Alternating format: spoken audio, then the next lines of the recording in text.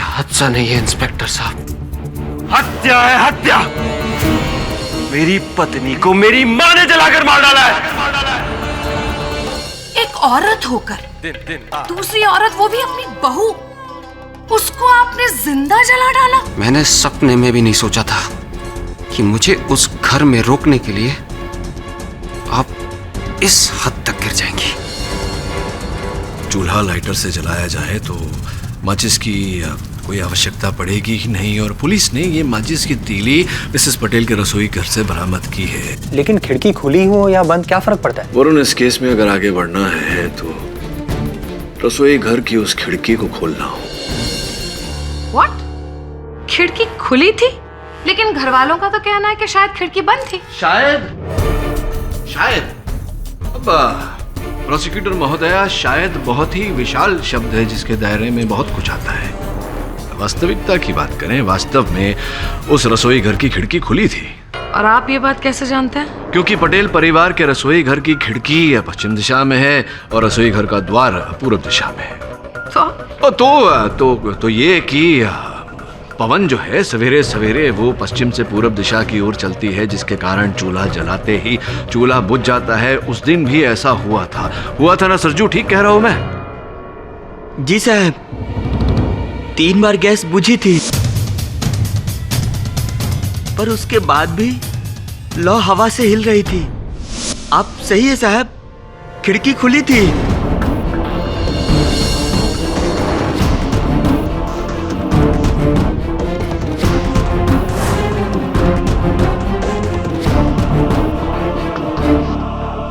Okay, पाठक साहब मान लेते हैं कि खिड़की खुली थी, लेकिन खिड़की पर कोई था नहीं जो देखे कि अंदर क्या हो रहा है। सही कह रही हैं आप कि खिड़की के बाहर जो था उसने केवल देखा नहीं कि अंदर क्या हो रहा है, बल्कि जो हुआ उसका कर्ता धर्ता भी वही है।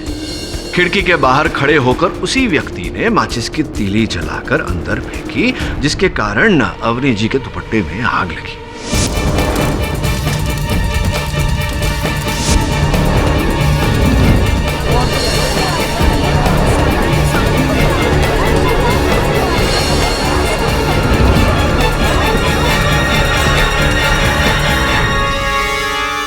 Are you serious? सोचिए जरा पाठक साहब, अवनी और खिड़की के बीच में कम से कम 10-12 फुट का तो फासला होगा। जी होगा। तो फिर इतनी दूर से माचिस आकर लगेगी और अवनी के कपड़ों में आग लग जाएगी, दूरी बहुत ज्यादा नहीं है? नहीं, हम तो स्कूल में क्या करते थे। अच्छा, आप नहीं कर सकती? आप भी कर सकती हैं, कोशिश कीजिए। देखिए पाठक साहब, सिर्फ आपकी तसल्ली के लिए So sweet. मैं ट्राई करके देखूंगी कि माचिस जाती है कि नहीं इतनी दूर। माचिस ओ, आप पीते नहीं? हाँ जी। सरजू भी था होगा। सरजू, माचिस नहीं। देखो, तुम्हारे मुंह से बीड़ी की बदबू आ रही, माचिस जेब में होगी। देखो, कम ऑन। सिर्फ आपकी तसल्ली के लिए पाठक साहब। जी। ट्राई करती हूँ, मैंने कभी किया नहीं।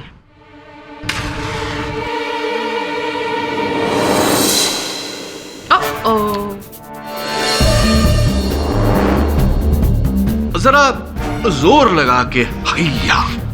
ओके,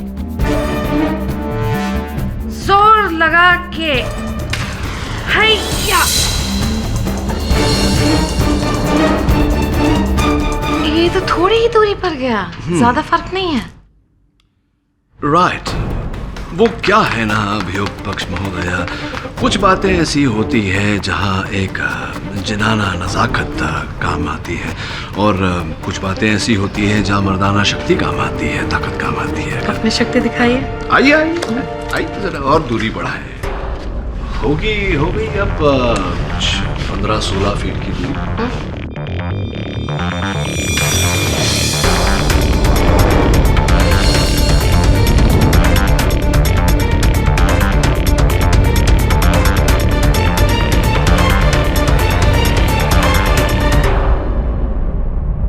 योर ऑनर, इसी प्रकार संभव होता है 2 पात्रों की कहानी में तीसरे पात्र का आना, जिसने खिड़की पर खड़े होकर माचिस की तीली उड़ाई, जिसके कारण अवनी जी के दुपट्टे में आग लगी और आग लगने से उनकी मृत्यु हुई।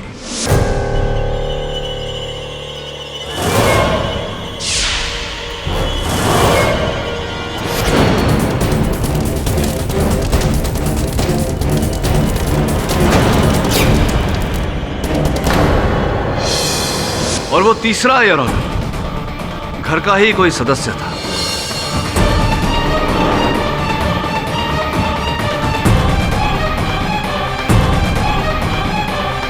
सरजू, वैसे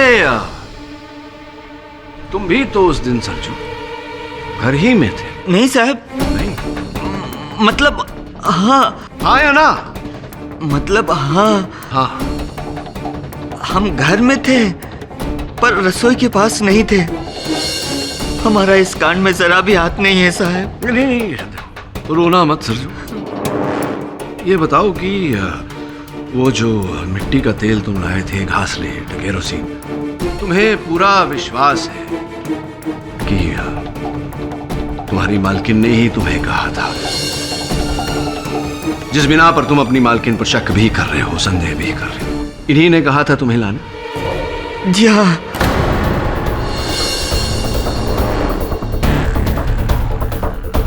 तो क्या मुंह जुबानी कहा था कि सरजू जाकर बाजार से घासलेट ले आओ, ऐसा कहा था तुमसे?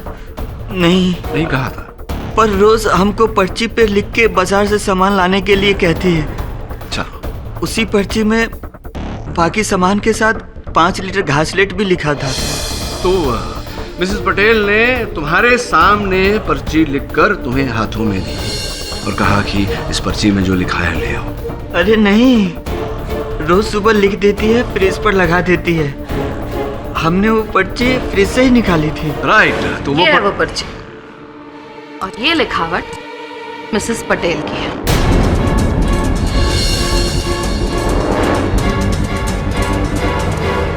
क्या बात है अभियोग पक्ष महोदय, आपने मेरे मन की बात पढ़ ली। मैं बस सरजू भाई से पूछने ही वाला था कि वो पर्चा है कहाँ, और आपने। बहरहाल जो भी हो, शक्कर 2 किलो, चाय पत्ती 500 ग्राम, आलू 2 kg, प्याज 2 kg, घासलेट 5 लीटर, ये आपकी लिखावट है मिसेस पटेल? जी हाँ, पर ये आखिर में जो घासलेट, ये मैंने नहीं लिखा है। झूठ मत बोलिए मिसेस पटेल। क्रोधित क्यों हो रही है? अभी दूध का दूध, घासलेट का घासलेट हो जाएगा। अरे पाठक साहब, ये क्या कर रहे हैं आप? अरे देखिए, आप सबूत को इस तरह से मिटा नहीं सकते, प्लीज। ओफो। मैं सबूत के साथ खिलवाड़ नहीं कर रहा, मैं सबूत को उभार रहा हूं। कहने का तात्पर्य मेरा ये है कि आप इस पर्चे को देखिए। पहली जो 4 आइटम है, शक्कर, चाय पत्ती, आलू और प्याज, ये अभी भी यूं ही बरकरार है, किंतु ये आखिरी आइटम घासलेट, ये थोड़ा सा फैल गया है, धुंधला होने लगा है योर ऑनर।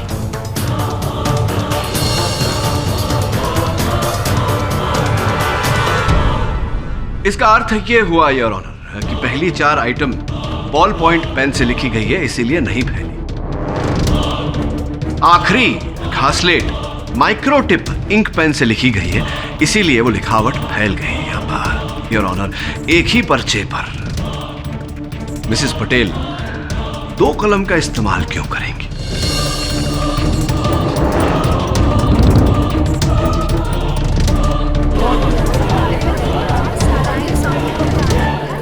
दो कलम यानी कि 2 व्यक्ति, एक मिसेस पटेल और दूसरा वो जो मिसेस पटेल को फंसा रहा है इस केस में।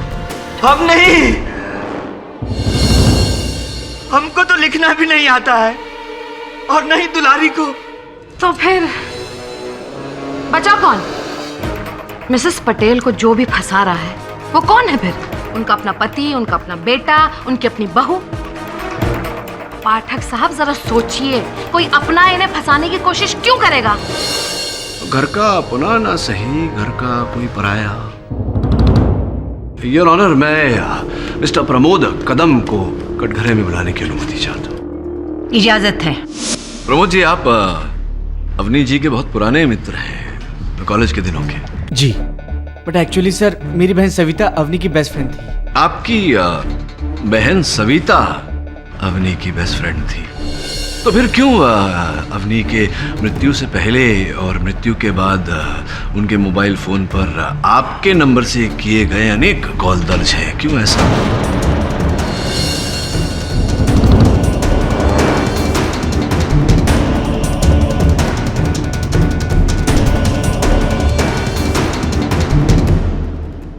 हाँ सर, वो एक्चुअली मैं उसकी तबीयत पूछने के लिए उसे फ़ोन करता था, दोस्त होने के नाते। और मिस्टर पाठक, मुझे नहीं पता था कि वो गुजर चुकी थी। एक्चुअली उस दौरान मैं दिल्ली में था। अच्छा, दिल्ली से आया मेरा दोस्त। ये कुछ अद्भुत लगा मुझे कि उनकी मृत्यु से पहले भी दिन प्रतिदिन आपने इतने कॉल किए उन्हें, पर एक भी कॉल आपका उन्होंने उठाया नहीं, आपसे बात नहीं की। स्पष्ट है कि आपसे कोई संपर्क नहीं रखना चाहती थी। जी पता नहीं। अरे पता होना चाहिए, आप प्रेम करते थे अवनी से।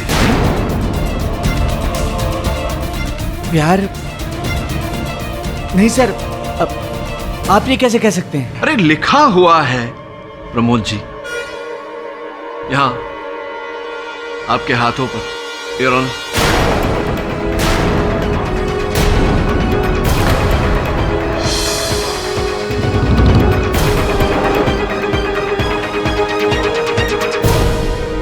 बताइए, जिससे प्रेम न करें उसका नाम क्यों गुदवाए हाथों पर? जी सर, मैं अवनी से प्यार करता था, पर सर ये प्यार सिर्फ एक तरफा था। एक तरफा प्यार, एक तरफा प्रेम, एक तरफा जुनून, वेरी डेंजरस। और यही जुनून आपको उसके घर तक खींच लाता था। जिस दिन उनकी मृत्यु हुई उस दिन भी आप उनके घर के बाहर थे या नहीं? हाँ सर, पर इसका मतलब ये तो नहीं कि मैंने उसको मारा है। नहीं प्रमोद जी, मैंने ऐसा कब कहा कि आपने उन्हें मारा है? हाँ, पर सर मैं आपको बता सकता हूँ कि उसे किसने मारा है। रियली? किसने?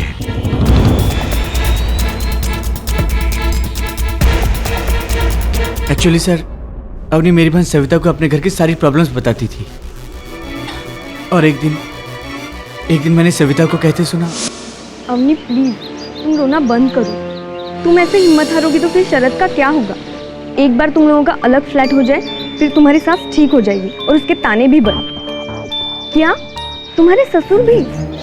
मुझे तो लगा था कि वो तुम्हारे साथ है, पर अच्छा कब? सर अवनी के पीछे उसकी सास ही नहीं बल्कि उसके ससुर भी थे।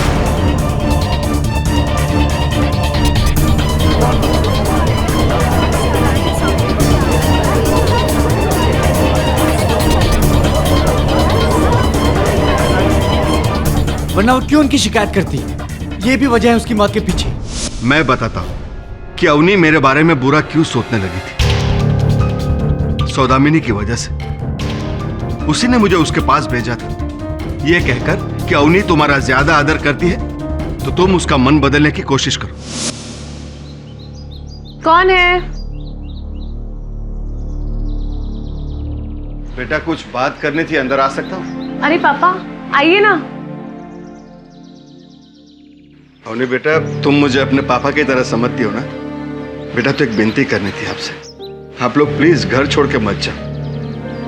बेटा शरद को समझाओ ना, हम सब सुलह करके साथ में रहेंगे, और मैं भी सौदामिनी को समझाऊंगा ना। पापा मुझे नहीं लगता शरद अब अपना मन बदलेंगे। तो तुम उसे समझाने की कोशिश करो ना, मुझे पक्का भरोसा है वो तुम्हारी बात कभी नहीं टालेगा। देखिए पापा, मैं आपसे झूठ नहीं कहना चाहती, पर सच तो ये कि अब मुझसे भी माँ जी के ताने और नहीं सुने जाते।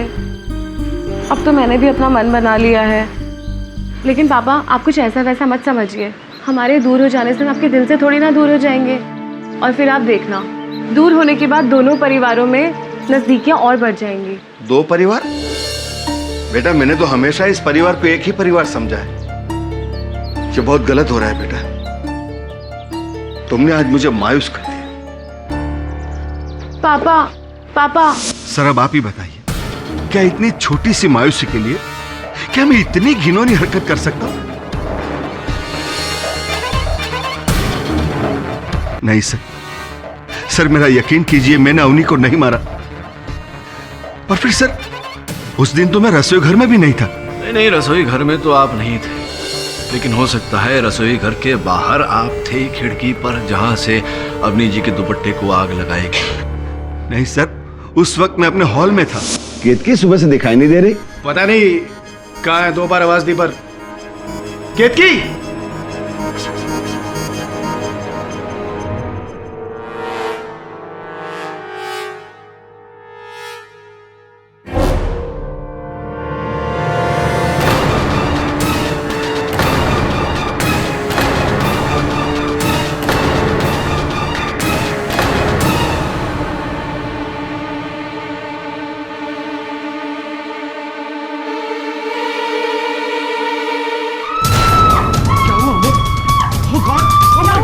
केडी साहब, मैं जब वहां पहुंचा तो बहुत देर हो चुकी थी। पाठक साहब, प्लीज प्लीज प्लीज, ये बातों को गोल गोल घुमाना बंद कीजिए। बिला वजह के लिए आप लोगों पर शक कर रहे हैं। आप खुद कह रहे हैं ना कि अवनी के कपड़ों पर पहले से घासलेट था। So why are you not trying to prove के घासलेट आया कैसे, किसने डाला? अरे अद्भुत बात है मिस शर्मा, एक बार फिर से आपने मेरे मन की आवाज सुन ली। यही करने जाने वाला था मैं। पर चलिए, सलाह देने के लिए धन्यवाद। जी हाँ, माना कि उस दिन अवनी के साथ सिर्फ मैं था कमरे में, लेकिन नहाने के बाद उसने जो कपड़े पहने थे वो सरजू प्रेस करके लाया था।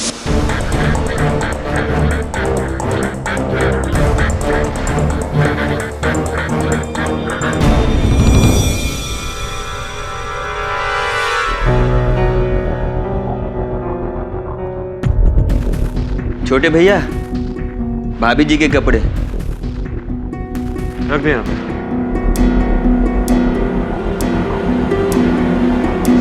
क्या बोल रहे हैं साहब? हमने जब अवनी भाभी के कपड़ों पर प्रेस मारी थी तो उन पर घासलेट का एक छींटा भी नहीं था, लेकिन बाद में हम बता नहीं सकते क्योंकि मेरे जाने के बाद केत की भाभी आई थी अपने कपड़े पर प्रेस करने। सरजू, तूने अपने कपड़े प्रेस कर लिए? हाँ भाभी। ठीक है, तो तू जा यहाँ से, मुझे अपनी साड़ी प्रेस करनी है। जा। आइए भाभी, हम कर देते हैं। कोई जरूरत नहीं है, पिछली बार तुमने मेरी साड़ी जला दी थी, इस बार मैं खुद ही प्रेस कर लूंगी। और हाँ, तुम्हें अमोद जी बुला रहे हैं, जा। अरे जा। पर जब हम ऊपर कमरे में पहुंचे तो बड़े भैया ने कहा नहीं बुलाए थे। हम वापस पलटे, नीचे उतरे और चले गए। भाभी, भैया तो बोल रहे थे कि हमको नहीं बुला रहे।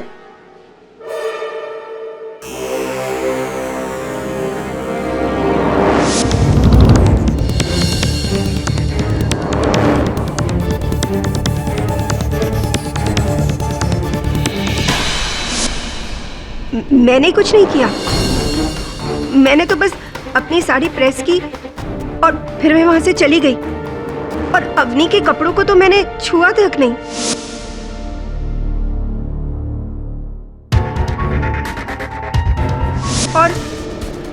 और शरद ने कहा ना आपसे कि अवनी के कपड़ों पर से घासलेट की कोई बू नहीं आ रही थी। तो मैं या सरजू दोषी कैसे हो सकते हैं? चलिए छोड़िए, ये बताइए कि जब अवनी अपने कमरे से बाहर निकल के रसोई की ओर जा रही थी तब आपकी वहां रास्ते में भेंट हुई थी, कोई बातें हुई थी अवनी जी के साथ?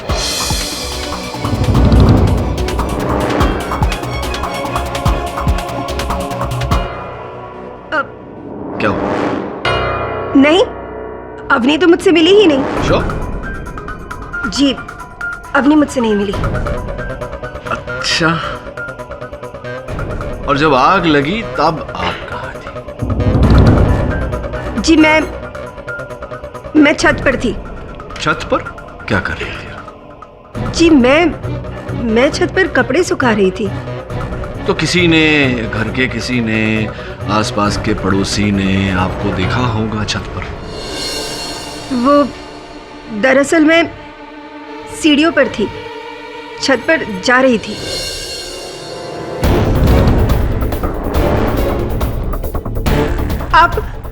आप इस तरह क्यों घूर रहे हैं मुझे?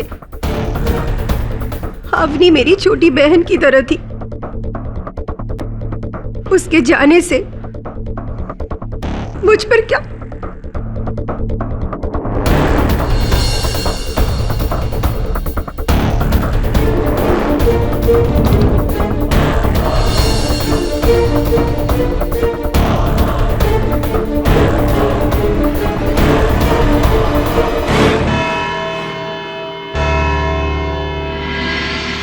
देखा, मैंने बोला था ना, ये फुल प्लानिंग एक आदमी का नहीं हो सकता है।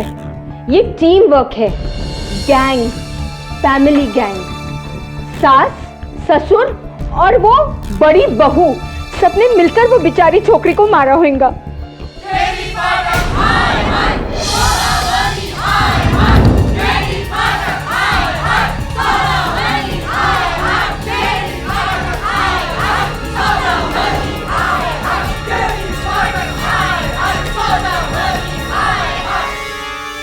थैंक गॉड नीचे पुलिस है, वरना केडी प्लीज ये केस छोड़ दो, नहीं तो नेक्स्ट हियरिंग तक ये पूरा क्राउड हमारे ऑफिस के अंदर आ जाएगा।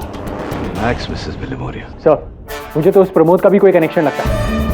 वो सन की आशिक जो अपने ठुकराए प्यार का बदला लेता है। देख वरुण, जब तक हमारे पास कोई ठोस सबूत ना हो, हमारी हर दलील अदालत में महज एक कहानी ही होगी। सबूत हम देंगे केडी साहब।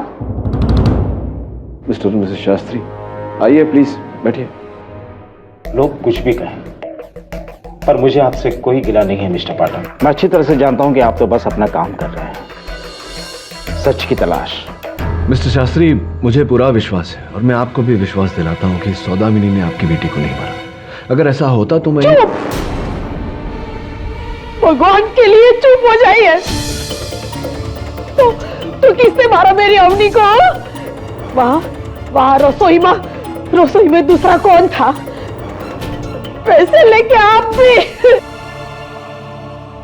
शांत हो जाओ निर्मला, ये क्या कुछ भी बोले जा रही हो? साहब, आप इसकी बात पे ध्यान मत दीजिएगा। मैं आपकी इस बात से सहमत हूं कि हमारी बेटी को उसकी सास ने नहीं, बल्कि घर के किसी दूसरे सदस्य ने मारा है। माँ बेटी हमेशा बातें छुपाते थे, लेकिन आज सुबह इसने मुझे बताया अवनी के बारे में। पर लोग सिधारने से 4 दिन पहले अवनी ने इससे फोन पे बात की थी। क्या तुझे 20 लाख रुपए चाहिए? पर क्यों बेटा? अरे इतने पैसे मैं तुझे कहाँ से लाके दूं? माँ, वो जो बोरीवली वाला हमारा मकान बिका था, उसके पैसे जो लॉकर में रखे हैं 2 महीने के लिए उधार। अरे बेटा, वो तो तेरी छोटी बहन की शादी के लिए, लेकिन इतने पैसे की जरूरत किसको आन पड़ी? शरद को। माँ, एक नई बिजनेस स्कीम में शरद के पास 20 लाख रुपए कम पड़ रहे हैं, तो आप प्लीज हमें वो वाले पैसे दे दो। और देखना, बिजनेस स्टार्ट होते ही 3 महीने के अंदर डबल प्रॉफिट, और 2 महीने में आपके पैसे भी वापस। सच माँ, ये सब बातें मुझे तेरे पापा को बतानी पड़ेगी। माँ प्लीज, आप पापा से कुछ मत कहना। माँ, आप उनका नेचर जानती हो ना, पापा बिल्कुल नहीं मानेंगे। आप प्लीज बस एक काम करो, आप वो मुझे लॉकर से पैसे निकाल के दे दो बस। नहीं, बिल्कुल भी नहीं। मैं इतनी बड़ी बात तेरे पापा से नहीं छुपा सकती। अरे कहीं ना कहीं, कभी ना कभी तो ये सब बात उनको पता चल जाएगी ना। बहुत बड़ी मुश्किल हो जाएगी माँ, आप नहीं समझ रही हो। प्रॉब्लम तो कुछ और ही है। अरे क्या मैं नहीं समझ रही हूँ? और कौन सी प्रॉब्लम? और कौन सी दूसरी प्रॉब्लम आ जाएगी तुझे? बता बेटे।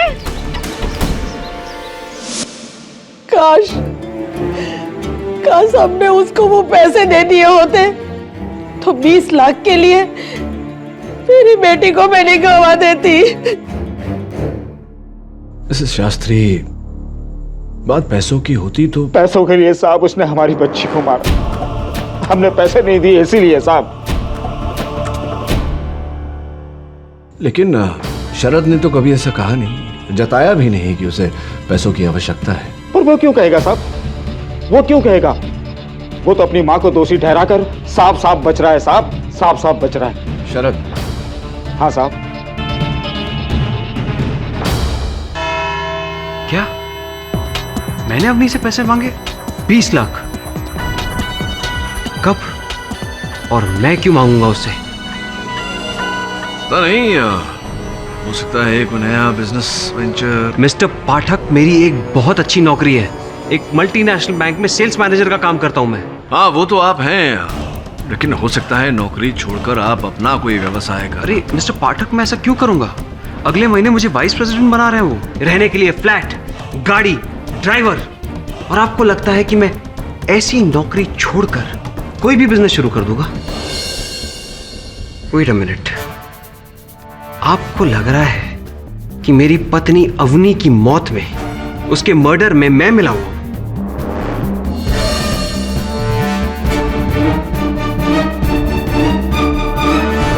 जिस औरत के लिए मैं घर वालों से सारे रिश्ते नाते तोड़कर दूसरे घर में शिफ्ट होने जा रहा था, उसको मैं मारूंगा।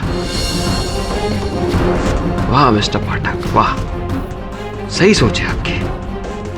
आप ऐसा सोच भी कैसे सकते हैं? तो फिर क्या कारण हो सकता है कि आपकी पत्नी ने उनके घर वालों से झूठ बोलकर ये क्यों मंगवाए होंगे 20 लाख रुपए?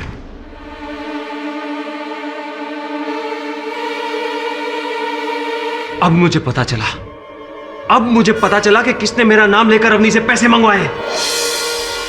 अमोद भैया ने।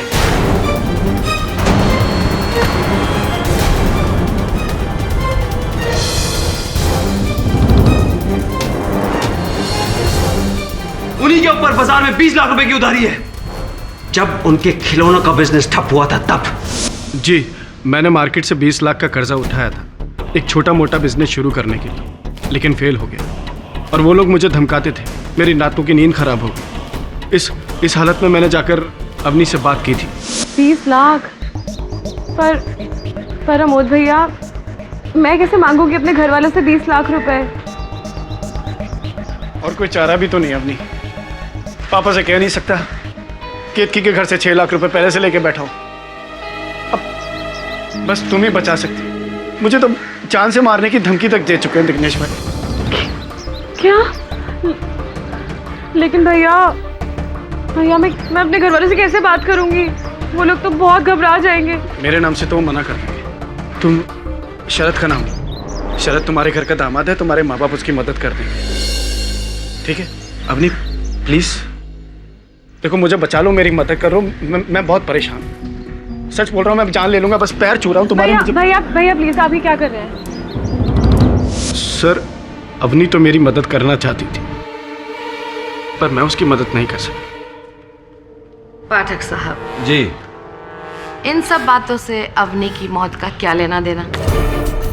सीरियसली, आई होप आप ये नहीं सोच रहे हो कि क्योंकि अवनी ने इनकी मदद नहीं की, नाकाम रही वो, तो गुस्से में आकर इन्होंने उसे जलाकर मार डाला। I mean that would be too ridiculous. बिल्कुल ऐसा नहीं सोच रहा मैं ये सोच रहा था कि आपके अनुसार सौदामिनी जी ने अपनी बहू को घृणा और जलन के कारण जलाकर मार दिया, तो फिर क्यों इसी सौदामिनी जी ने अपनी बहुओं के नाम 20 लाख रुपए की एफडी खोली थी?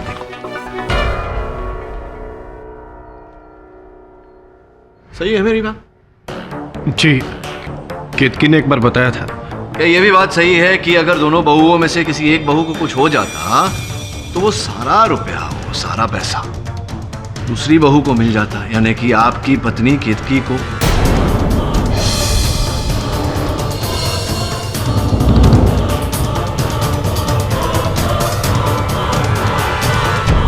सही है मेरी बात? जी। और फिर वो रुपया आप लेकर के बड़ी आसानी से ये जो ऋण आपके सर पर है जिग्नेश भाई का, वो चुकता कर देते हैं। नहीं, आप सच कह रहे हैं। माना कि अवनी की मौत से फायदा हुआ था, लेकिन हमने उसे मारा नहीं है। पर लाभ तो हुआ आपका। वो लोग तो मुझे परेशान कर रहे थे, और वैसे भी उस दिन मैं रसोई घर में नहीं था, मैं अपने कमरे में था, जिग्नेश भाई से फोन पर बात कर रहा था। जिग्नेश भाई, देखिए, मैं धमकियों से डरने वाला नहीं हूँ। अरे आप भूले मत, जब आपने नया बिजनेस शुरू किया था सूरत में, तो मैंने ही आपकी हेल्प की थी। एमएलए से मैंने बात की थी आपकी। क्या हुआ? योर ऑनर, मिस्टर अमोद बिल्कुल सच कह रहे हैं, क्योंकि जब अवनी जल रही थी ये फोन पर बात कर रहे थे। ये रहे इनके फोन के रिकॉर्ड्स, जिससे साबित होता है कि फोन पर बिजी थे, ना कि आपके मुताबिक खिड़की में खड़े होकर तीलियां फेंक रहे थे।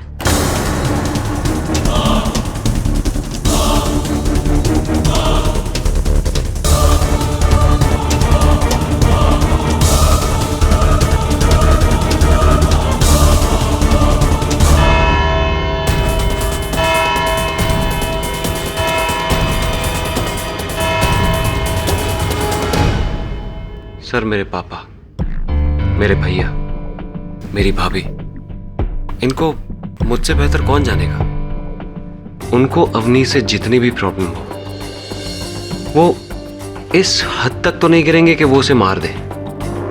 ये काम सिर्फ और सिर्फ माँ कर सकती है, वही इस हद तक गिर सकती है। तो एक ही बार अपनी माताजी से मिलकर आपने ये फैसला कर लिया? सर, मैं 9 साल का था। I was 9 years old जब मुझे एक हनी बी ने काटा था। माँ ने गुस्से में आकर उस हनी बी का जो हाल किया था वो आप नहीं जानते।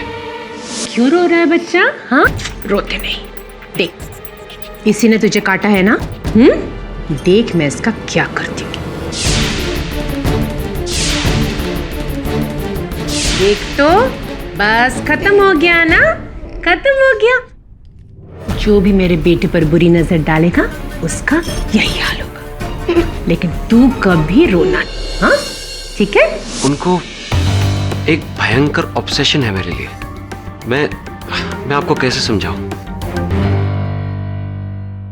एक सलाह देता हूं आपको। अपनी माताजी से मिलिए, विस्तार में उनसे बात करिए। आपको भी विश्वास हो जाएगा कि अवनी को उन्होंने नहीं मारा। साबित कीजिए, प्रूव इट। फिर आपको मुझसे ये सब बातें कहने की कोई जरूरत नहीं पड़ेगी। इनफैक्ट अगर आप ये साबित करते हैं कि माँ ने अवनी को नहीं मारा, तो आप मुझ पर एक बहुत बड़ा फेवर करेंगे। मुझे माँ पर फिर से भरोसा होगा। एक माँ को अपना बेटा मिलेगा और मुझे अपनी माँ फिर से मिल जाएगी। It will be a big favour. अब जिसने भी ये कांड किया है वो तो बहुत जल्द पकड़ा ही जाएगा। सत्य तो सामने आ ही जाएगा। No two ways about it. वो तो आप बेहतर जानते हैं। मैंने जो खोया है वो सिर्फ मैं ही जानता हूं। I'm sorry, I'm getting late for work. मुझे ऑफिस जाना है। ओके।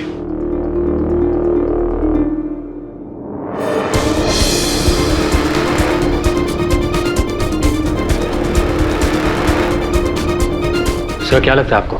वरुण, मुझे लगता है कि आजकल बड़ी देखभाल की जा रही है शरद जी की। चमक रहे।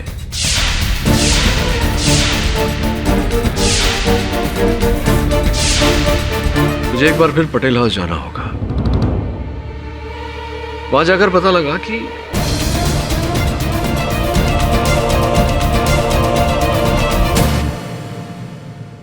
मिसेस पटेल, शरद और अवनी का रिश्ता किसने करवाया था?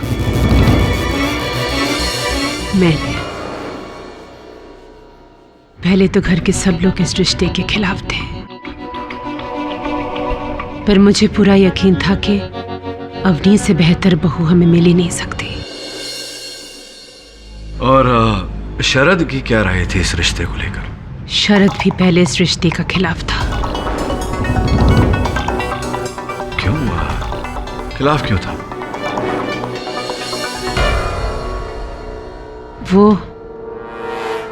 छोड़िए केडी साहब, बीती बातें हैं। बीती बातें दोहराने से शायद आप पर जो बीती है वो सुधर जाए मिसेस पटेल। बोलिए, क्यों खिलाफ था? शरद किसी और से प्यार करता था।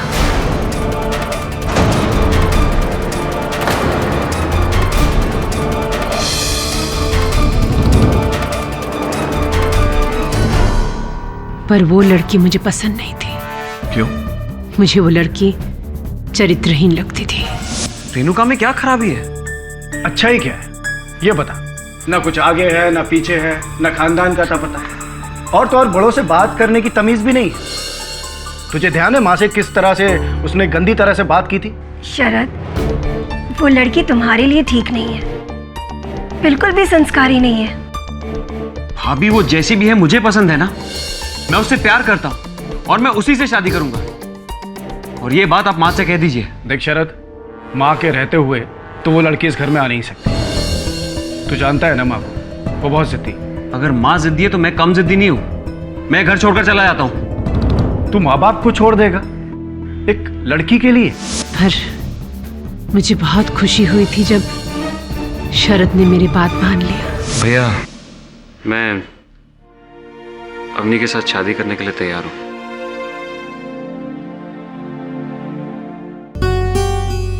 मैं माँ को सूरत फोन करता हूँ, सुनकर बहुत खुश हो। जी हाँ, माँ सही कह रही है। शादी से पहले मैं एक गलत लड़की के प्यार में पागल हो गया था। अवनी का मुकाबला वो कभी नहीं कर सकती थी। ये क्या है? आप इसे पहनिए। क्यों, इसमें क्या प्रॉब्लम है? अरे ये तो ठीक से प्रेस भी नहीं हुई है। अरे चलता है अवनी, इट्स ओके। नहीं नहीं, फर्क पड़ता है। आपकी हर चीज ना परफेक्ट होनी चाहिए और ये मेरी जिम्मेदारी है। पर मुझे पहननी तो यही है। अच्छा ठीक है, लाइए, इसी को दोबारा से प्रेस कर देती हूँ। चलो तुम इतना कह रही हो तो मैं सरजू को कह दूंगा, वो आयन कर देगा। सरजू से? आपकी शादी सरजू के साथ हुई है क्या? मुझे अच्छा लगता है ना आपका सारा काम करना।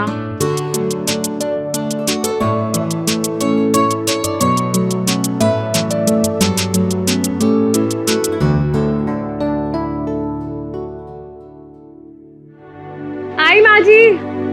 अवनी, ये थैंक गॉड कुछ हुआ नहीं तुम्हें। ओके, तो अब आपका ब्याह के बाद उस गलत लड़की से कोई संपर्क नहीं रहा?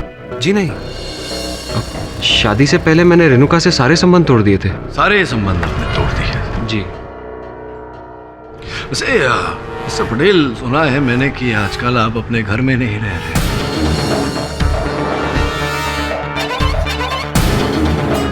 कहाँ रह रहे हैं आप? मैं अपने एक दोस्त के यहाँ रह रहा हूँ। कहाँ? अंधेरी में। अंधेरी में? जी। ओके, क्या है आपके दोस्त का नाम? मिस्टर पाठक, मेरे दोस्त के नाम से इस केस का क्या लेना देना है? Yes, Your Honor. He is absolutely right. इस बात का इस केस से कोई लेना देना है ही नहीं। योर ऑनर, मेरे प्रश्न का इस केस से लेना देना न होता तो मैं ये प्रश्न पूछकर अदालत और अपना समय व्यर्थ न करता। उत्तर दीजिए। चलिए ये बताइए कि आपका ये जो दोस्त है जिसके साथ आप आजकल रह रहे हैं, ये पुरुष है या स्त्री? ये कैसा सवाल है? नहीं, उचित प्रश्न है, उत्तर दीजिए।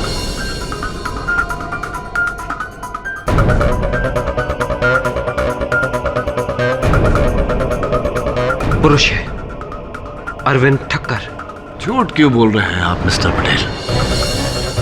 क्योंकि आजकल आप अंधेरी में अरविंद ठक्कर के साथ नहीं, मलाड में रेणुका श्रॉफ के साथ रह रहे हैं।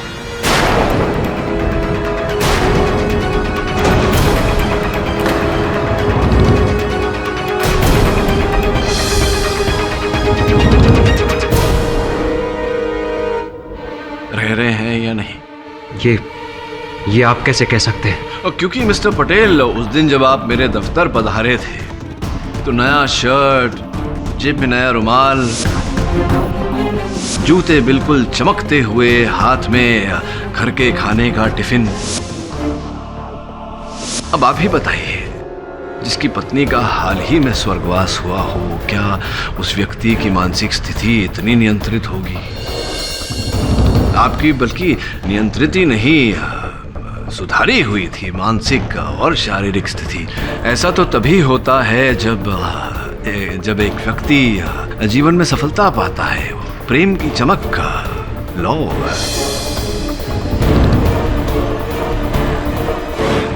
सच तो ये है मिस्टर पटेल कि आप तब भी और अब भी रेणुका श्रॉफ से ही प्यार करते हैं। Am I right or am I right? मैं मानता हूं मैं उससे प्यार करता हूं।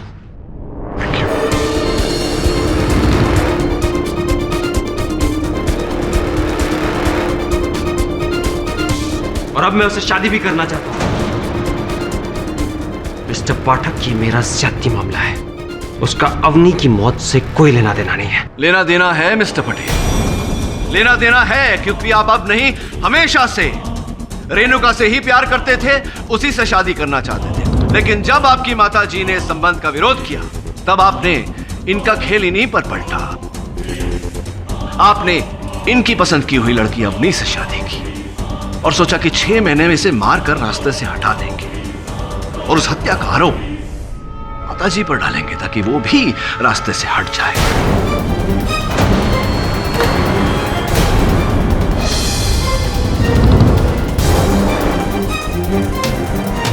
और आपका ये जो प्रेम की गली है, ये साफ हो जाए, और ऐसा ही आपने किया। राइट? What nonsense! अगर मुझे रेणुका से शादी करनी होती तो मैं पहले ही घर छोड़ देता। हाँ, घर छोड़कर चले जाते, लेकिन ऐसा करने से आप अपने बाप की करोड़ों की जो इज्जत है उससे भी तो बेदखल हो जाते। आपको दोनों चाहिए, प्रेम और पैसा। लोभी हैं आप। अच्छा, तो अब आप ये कहना चाहते हैं कि अवनी को मैंने मारा है।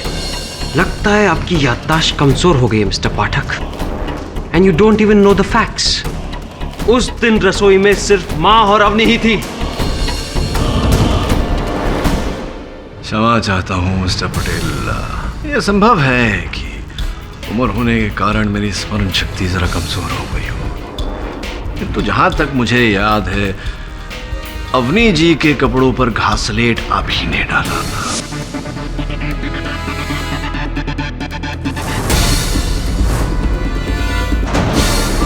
क्योंकि वो नहा कर गीले बदन बाहर निकली थी, वो अपने कपड़ों पर लगी घासलेट को महसूस नहीं कर पाई। और उनकी नाक बंद थी, इसीलिए केरोसिन की बू भी नहीं सूंघ पाई।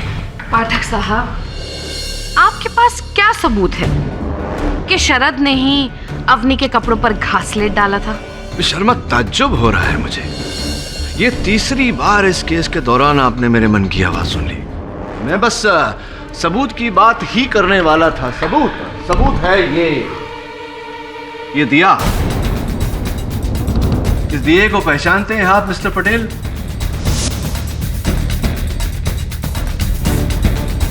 ये मेरे मंदिर का दिया है। तो आपके मंदिर का दिया है ये। आपने अपने कथन में 1 बार नहीं, 2 बार नहीं, 3 बार कहा है कि जिस समय अवनी नहाकर बाहर निकली, आप अपने कक्ष में, अपने मंदिर में दिया जला रहे। हाँ, तो ये मिस्टर पटेल के उसके बाद अवनी को आग लगी, आप अवनी को अस्पताल लेकर गए, अपनी मां को दोषी ठहराया, अपने घर वालों से लड़कर आपने घर छोड़ा। उस समय में न उस समय के बाद किसी ने आपके मंदिर को या आपके मंदिर में रखे दिए को छुआ, इसीलिए फॉरेंसिक्स ने उस दिए पर आपकी उंगलियों के निशान पाए। अब शर्मा पूछने वाली हैं कि दिए पर आपकी उंगलियों के निशान होना क्या बुरी बात है, जबकि आपने स्वयं कहा है कि आप दिया जला रहे थे। कोई बुरी बात नहीं है तब तक जब तक कि फॉरेंसिक्स उंगलियों के निशान के साथ साथ, योर ऑनर, घासलेट की ट्रेसेस न पाए। किंतु यहां फॉरेंसिक्स ने घासलेट के ट्रेसेस पाए।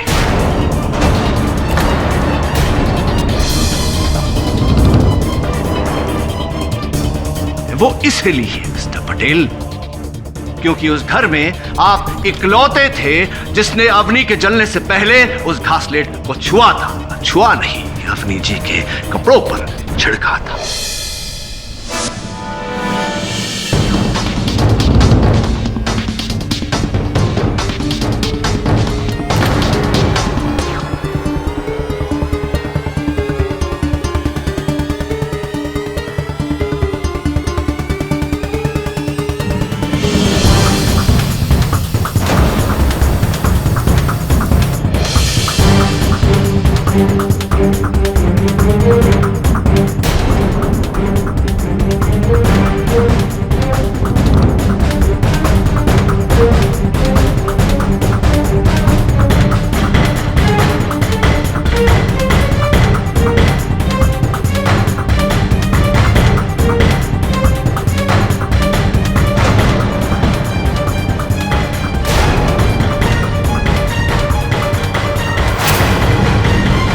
चल क्या रहा है?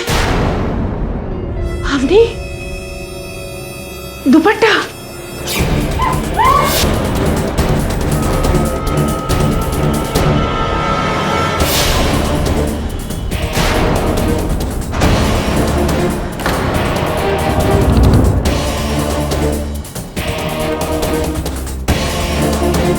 मेरे इतना कुछ कहने के बाद भी आप चुप हैं।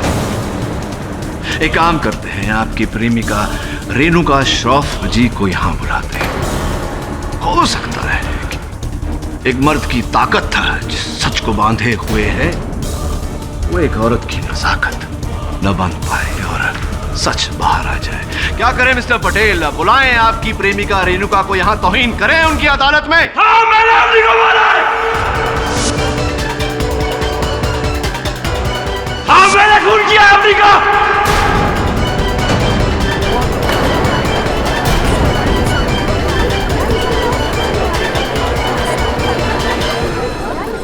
मैंने अम्मी को मारा और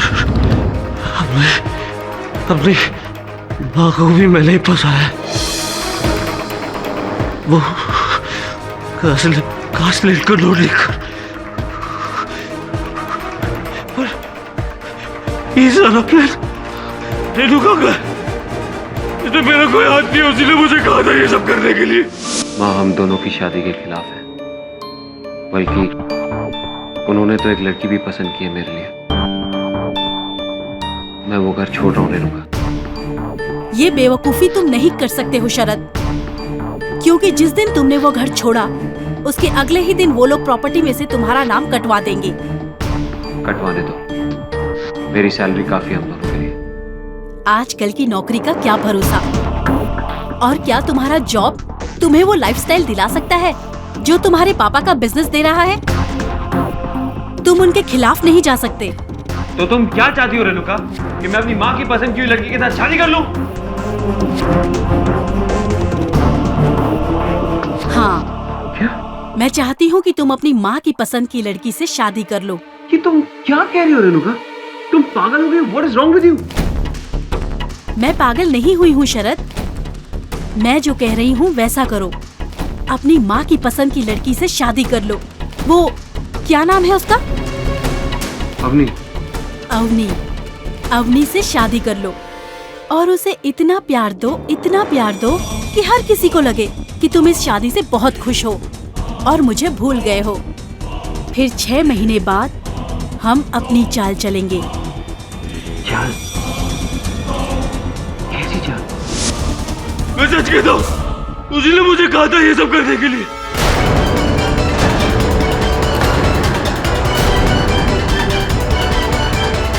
उसी ने मुझसे कहा था कि तुम अपनी माँ की पसंद की लड़की से शादी कर लो।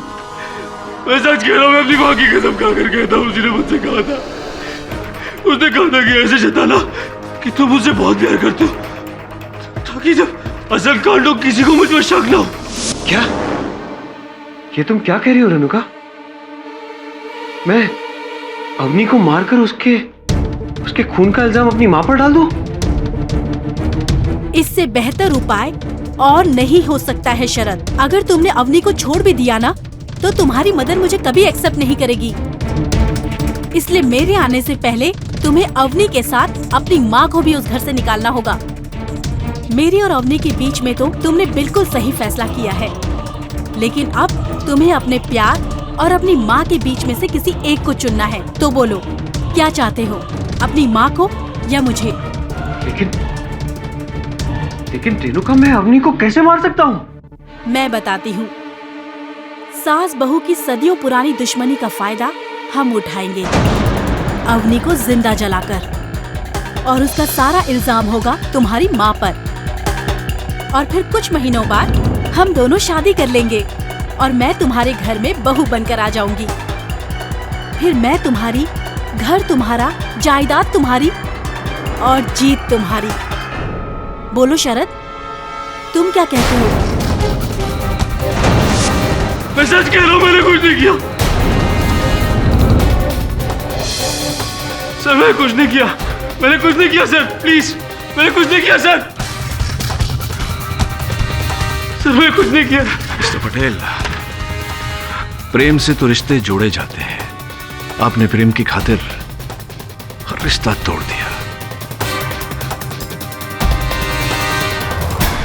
उम्मीद करता हूं कि आप आगे प्रेम करने वालों के लिए उदाहरण बने। तो डिफेंस रेस्ट योर ऑनर। ये अदालत शरद पटेल के इकबाल जुर्म के बाद शरद पटेल और रेणुका श्रॉफ को गिरफ्तार करने का हुक्म देती है और मिसेस सौदामिनी पटेल को इस केस से बाइज्जत बरी करती है। The case is closed.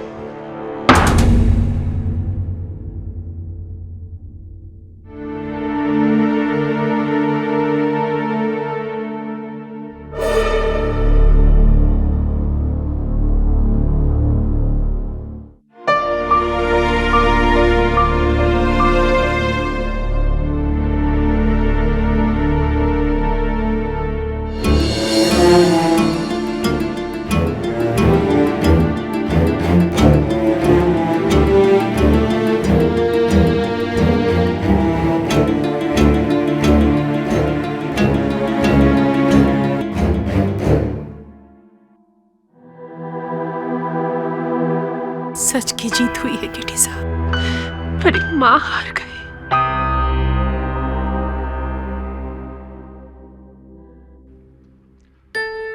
जन्म के बाद कुछ ही वर्ष बच्चा मां की गोद में रहता है, उसके बाद सदा मां के दिल में रहता है।